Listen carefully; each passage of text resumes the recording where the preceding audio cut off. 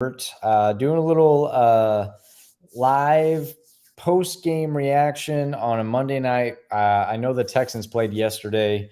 Didn't have a chance to hop on. I was watching a lot of my other guys on YouTube: Cody Stutes, Landry Locker. Shout out to you guys, Seth Payne as well. Just wanted to kind of put my 2 cents in and kind of give the Texans fans something to look at after this game. So 25-9, Ravens win against the Houston Texans at M&T Bank Stadium in Baltimore. Tough environment to go into. It was a tough task and a daunting task for rookie quarterback CJ Stroud to go into as the first game of his NFL career. I don't think any Houston Texans fan was really expecting this to be a win. It was close in the first half. It was back and forth. It was a defensive game. That's exactly what I expected it to be. I think that's going to be a lot of D'Amico Ryan's games. And that's kind of, we're going to dive into that a little bit throughout the show about what exactly I'm expecting D'Amico Ryan's team to look like throughout the season versus what we've seen over the past couple of years, where it just seems like, we've just kind of thrown whatever we had into the equation and, hope for the best. But I think D'Amico Ryan's really schemed this game up well. The defense played really well. They got some good takeaways. Steven Nelson had a really clutch interception. Will Anderson had a sack. Jonathan Grenard looked awesome, had a sack, had a couple of tackles for loss. So did Will Anderson. The defensive line looked great. The linebackers stuffed the run pretty well. J.K. Dobbins, I think, only averaged like 3.1 yards a carry. Ended up getting hurt in the second quarter, which sucked for my fantasy team, by the way, because I have J.K. Dobbins on one of my fantasy teams. But that's neither here nor there. I have replacements, so don't worry about me. I thought that this game was a very good kind of what's the word when you test the water in the pool? Litmus test, or just a water, whatever. Anyways, I thought it was a really good litmus test for what Bobby Slowick's offense was going to look like and what D'Amico Ryan's defense was going to look like. Excuse me, and what the entirety of the Texans play calling scheme is going to look like for the rest of the season.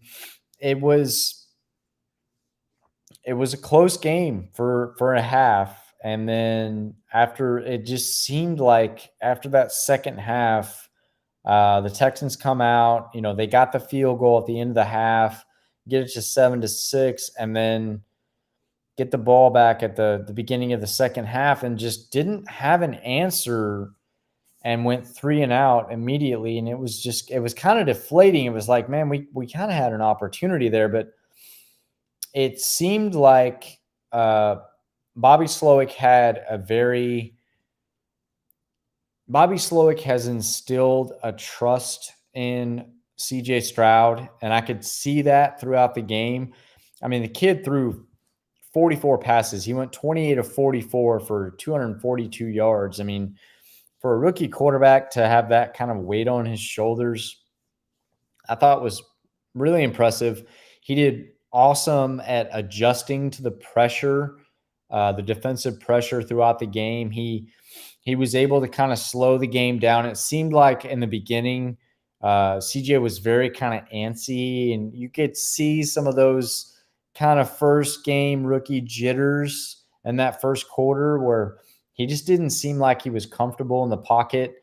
And then as the game evolved and as he started to kind of get pressured more and more, he found ways to move outside of the pocket, whether it be rushing, for a couple yards, or rushing for a first down, or trying to extend a play and, throw a pass for, a completion on third down. It seemed like CJ I don't see any instances of CJ not adjusting to where the game is going.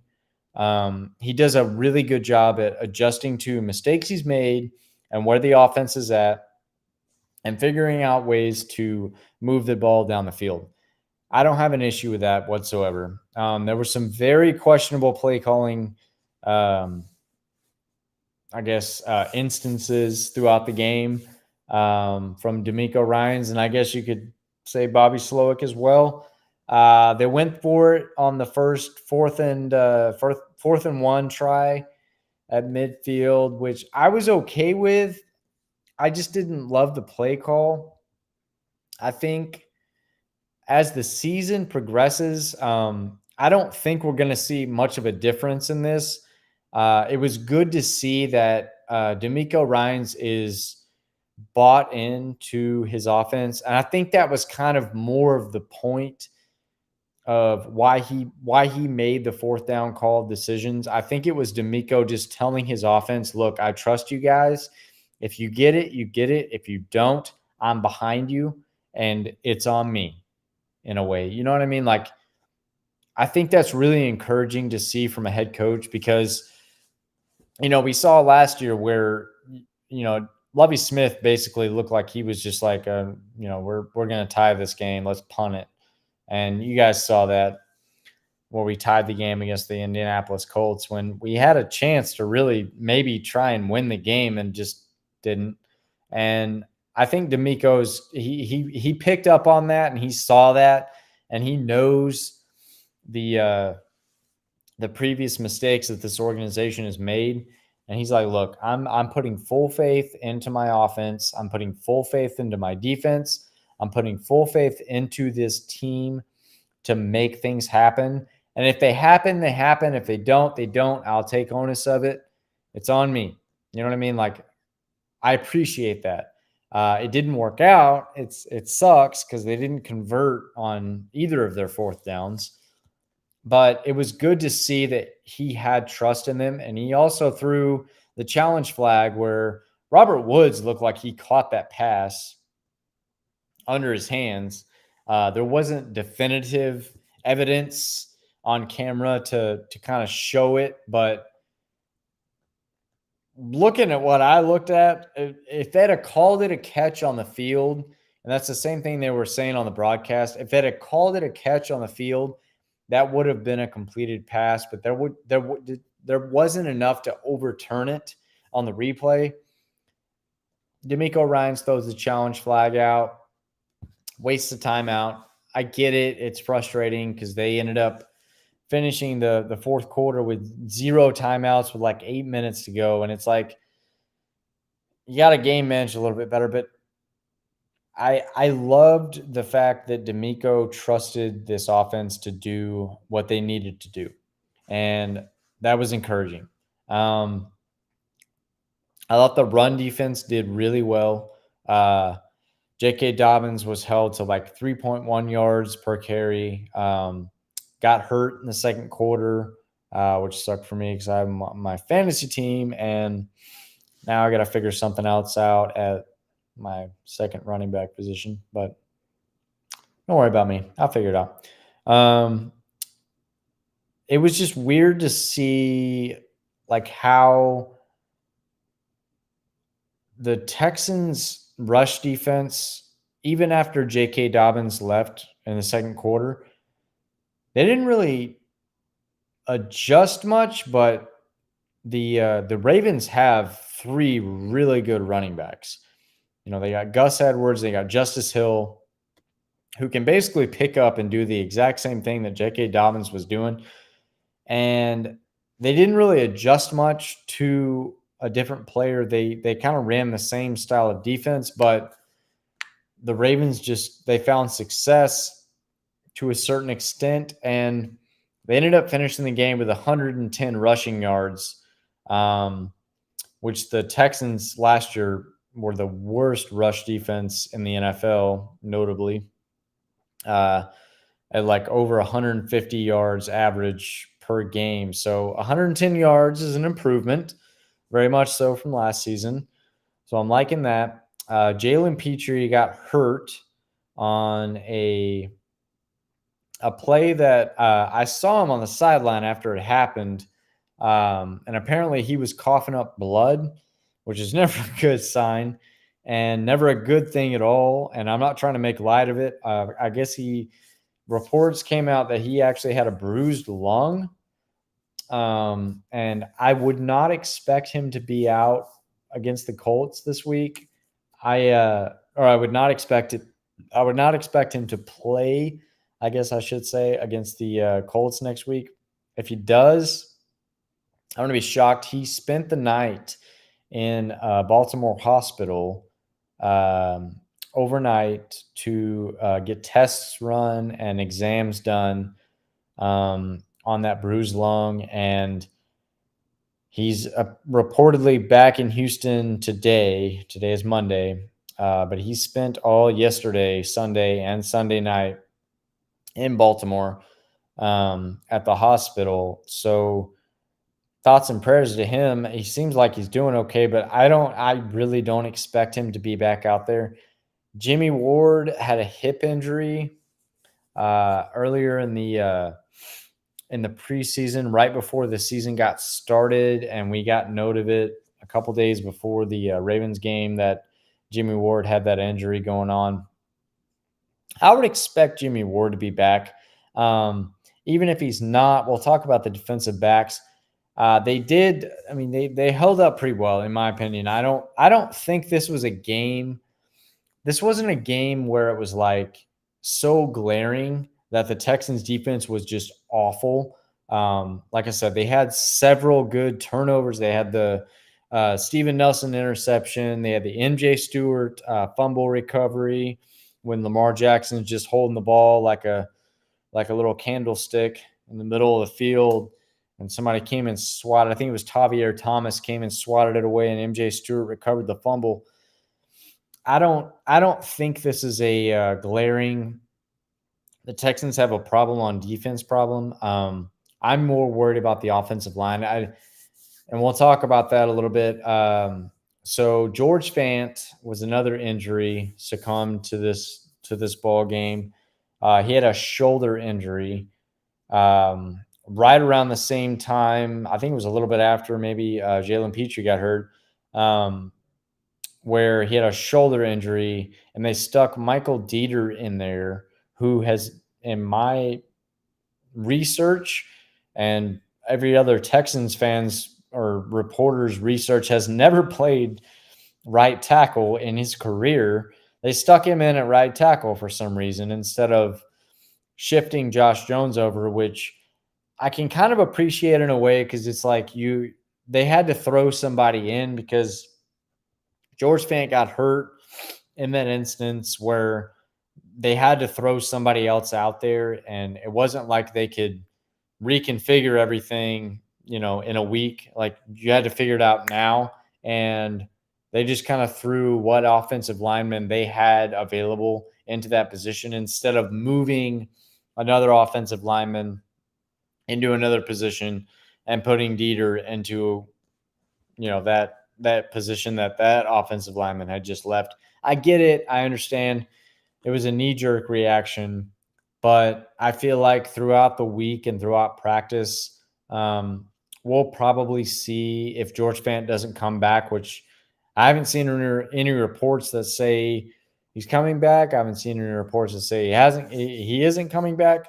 We know Titus Howard is out, who's our starting right tackle. We know he's out through week 4. So it's either George Fant or Josh Jones or I guess Michael Dieter. But I think it's going to be Josh Jones, and I think they'll move Michael Dieter to left guard. If not, maybe Kendrick Green. And then they also signed Bochner or whatever that guy's name, Chris Bochner, whatever he is, from the Denver Broncos. He may work himself into the equation at some point, but I think there's 3 positions on the offensive line that are solidified as Laramie Tunsil, Jarrett Patterson at center, Laramie Tunsil left tackle, Jarrett Patterson at center, and Shaq Mason at right guard. Left guard and right tackle, they're going to plug and play. They're going to figure out what's going on there. And I mean, it's same old. I was watching, Landry Locker and I'm sorry, Cody Stutes both have the same thing to say about it's the same old woes and new woes and the same old, song being sang about the offensive line. We've had offensive line struggles throughout the offseason, throughout the preseason, and this is the NFL, guys. Players are going to get hurt. Players are going to go down, especially on the offensive line. That's probably one of the most injury riddled positions in the NFL is the offensive line. Um, it's really cool to see some of these, like, you look at the Philadelphia Eagles, they've got Lane Johnson, they've got Jason Kelsey, they've got, uh, you know, uh, Jason or Jordan. Anyways, a lot of these, I'm blanking on Jordan's last name, but a lot of these NFL, high caliber, uh, coming off a Super Bowl winning teams have a really solidified offensive line. There's guys that stay healthy throughout the season, and it's great, but most NFL teams are going to have some banged up offensive linemen throughout the season. It's just the way the NFL works. And not to say some of those great teams, don't have offensive line injuries throughout the season. It's going to happen at some point. One of those guys is going to get hurt. Maybe it'd be for a game or two, or a few games, whatever the case may be. It's going to happen. It's not like it's the Houston Texans are just cursed and, oh, the season's over and no, we're going to have to figure out a way to manage what's available for Bobby Slowick and what we can make work with what we have, because at the end of the day, it's not going to be a cakewalk on the injury report. Does it suck that Jalen Petre's out? Yes. Does it suck that Titus Howard's out? Yes. Does it suck that George Fant's out? Yes. Does it suck that Kenyon Green, who was supposed to kind of have a breakout season, being a first-round draft pick this year, goes on IR and is out for the season? Yes, it sucks, but these are things that are going to happen. They're just going to happen. And there's probably going to be more injuries throughout the season. And you're going to have to figure out a way to make it work. And Texans fans, don't get discouraged. This was a very tough task going into Baltimore to try and even match up to the Ravens. Was going to be a tall task. And in the first half, the Texans did so. The second half, they just kind of let it slip away. And the score ended up being what the score was. But, I mean, you can't get too overly discouraged about it. I still think the Texans have a really good chance to be a productive football team this year. I still think there's a lot of promise out of CJ Stroud. I still think there's a lot of promise out of this defense. I still think there's a lot of promise out of this offensive scheme and what Bobby Slowick is trying to build. It's not going to be seamless. It's just not. So hold your breath, or take a deep breath, and just sit back and watch this next game against the Colts. I am expecting the Houston Texans to come out against the Indianapolis Colts at home. First home opener. DeMeco Ryans, welcome to NRG Stadium, home opener. I think it's going to be a great game. I think it's going to be a Texans win. I really do. I haven't seen the line yet. I'm sure the Colts are probably favored by maybe a small margin, maybe 3.5, 4 points. If more than that, I'd be shocked. But I think it's going to be a close game. I think it's going to be a Texans win. So, Texans fans, just hold your breath, chill out, The Ravens game was a tough task. The first game of the season, that was a tough task. Probably the best time to, and I said this whenever I saw the schedule come out, the best time to catch the Ravens would have been that first week. And if they could have made that into a win, it would have been huge. But they didn't. They lost. We move on to week 2. Just move on to the rest of the schedule because the Texans have a pretty damn easy schedule throughout the rest of the season. That's kind of my takeaway. I know this is a little bit of a shorter video. I'm still trying to figure some things out with live streams and what the hell is going on with my internet. I don't know. I want to get you guys interacting with me. I was live on Cody Stute's stream yesterday and the day before. I've been cluing into a lot of the local media guys and listening to their takes on everything that happened over the weekend. I'm trying to get some stuff figured out so I can get some fans in the comments section, answer some comments, roll in some different perspectives and you guys take on what happened. I'm not quite there yet. I'm trying to get some type of content out to where I can give my actual true perspective on the game out and kind of give you guys a viewpoint on where I think the Texans are and what I think they look like moving forward. Thank you guys so much for stopping by. If you watched, please like, subscribe down low. Leave me some comments if you want. And I will see you guys throughout the week. I'm gonna try and get back on the train and start posting some videos. Again, thank you guys so much. If you watched, thank you. Please leave a like, leave a subscribe down low, and I will see you guys on the next video.